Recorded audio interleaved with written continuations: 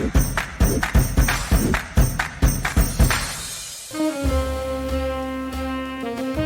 was an actress, she was very big at the time, and she had the worst southern accent I've ever heard. And I turned to my daddy and I said, I can't stand this. I cannot stand it. And I'd always been in the plays and stuff in school. And so he said, we'll send you to New York for 2 years, but if you don't make it, you have to come home. I was off Broadway, the 18th Street Playhouse for years, and fell into the best group of people. They're still my dear friends, all of those people. I'm still in touch with all of those people. And that's where my agent wore a Mets ball cap, a silk tie, and a plaid flannel shirt. And his name was Michael Kingman. And within a few years, he was one of the top 5 agents in New York, and he walked into one of my plays and took me, and he was the biggest trip. When he died, I lost a lot of my future. It would have been quite different with Michael. And all those boys, the Baldwin boys, and they'd play Nerf. They'd hang out in his office and throw a Nerf ball into a little basketball.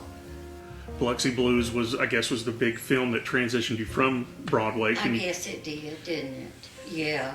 That's a funny story. Paul Huntley is a great wig maker.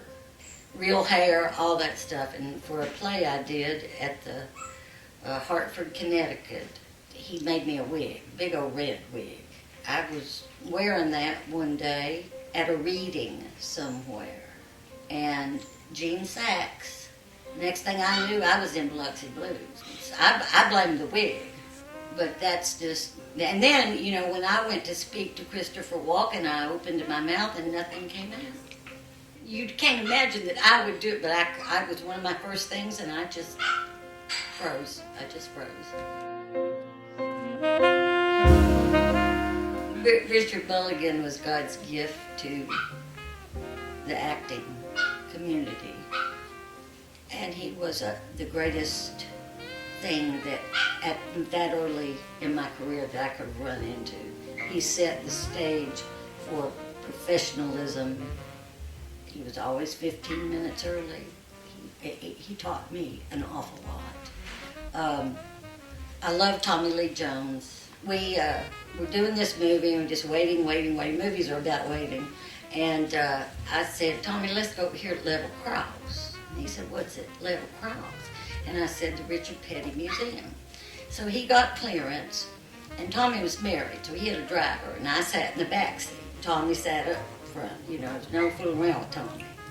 And people were having trouble getting on with Tommy, not me, not a bit. I think Tommy likes Southern people. I think that's just it, I really do. So we go, and by God, we go to the Richard Petty Museum, and who walks in but Richard Petty? And what does he do? He takes us to the Charlotte International Speedway, and Tommy had a good time running around it, you know, and I wanted out of the car on the first lap. And I got one of those fireproof suits and everything. And that was my Tommy Lee Jones day.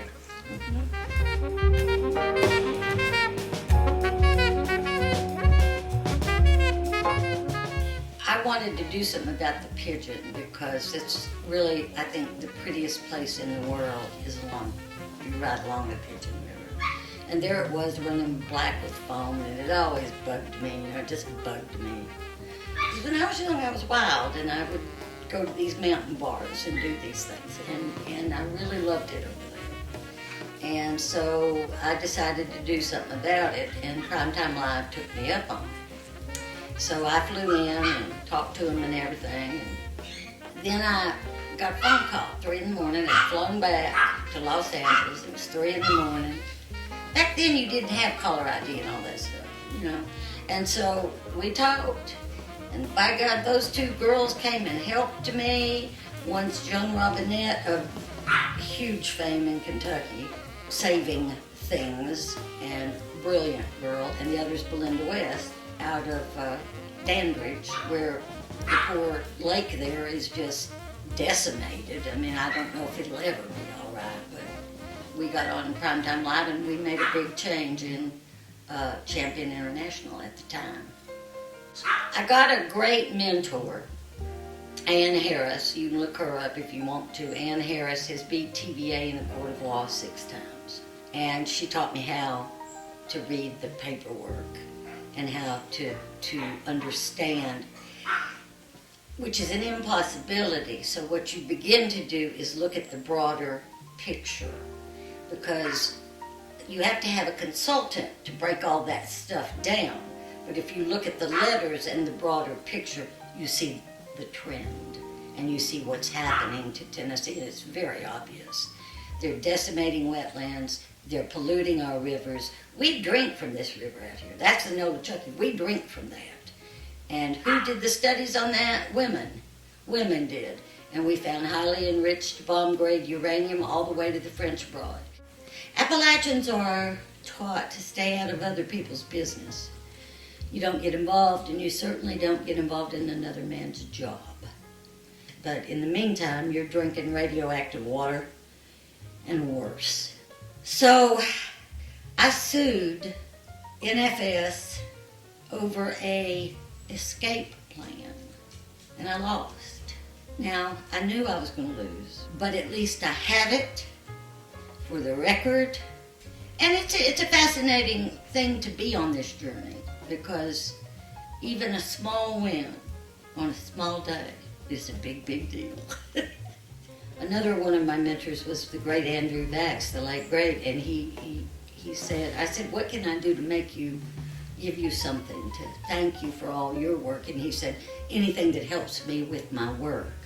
So sitting all day becomes a problem, you see, and I don't get out much, because I would rather sit there and do that work than anything. I enjoy it. I really thrive on it.